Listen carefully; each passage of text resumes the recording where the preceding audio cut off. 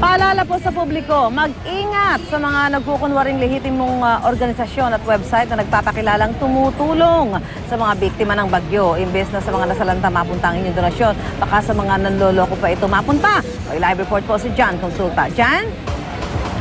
Sa Calate, sama diskubre ang isang uri ng panloloko sa internet na ginagamit ang nangyayaring kalamidad sa Central Visayas.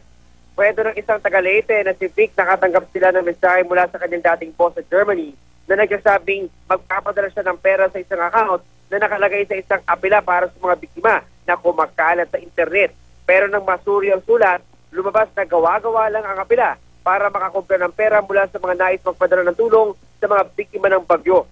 Babala ng ilang eksperto sa internet, kumakalat ngayon ang ilang cyber scam na ginagamit ang mga super typhoon Yolanda victims para sa kanilang modus. Nakasaad sa sulat ang paghingi ng pinansyal na tulong na sumulat para mailabas ang kanyang mga kargamento na naipit sa pananalasa ng bagyo kapalit ng porsyento sa kita kapag ito'y nailabas na. Sa oras na ibinigay mo ang iyong account details ay ma-access na nila at pwede nilang gamitin para sa personal nilang online purchases.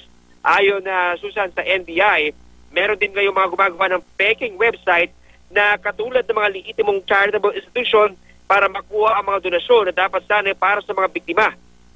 Kaya payo Susan ng NBI hanggat maaaring direktang iabot na lang sa mga foundation ang tulong para sa siguradong makakarating ito. At kapag nakatanggap ng kaduda-dudang mga sulat na humihingi ng donasyon at pera sa internet ay isumbong agad sa kanila para ma-aksyonan. Yan muna latest mula pa rin sa NBI. Balik sa iyo, Susan. Maraming salamat, Jan Consulta.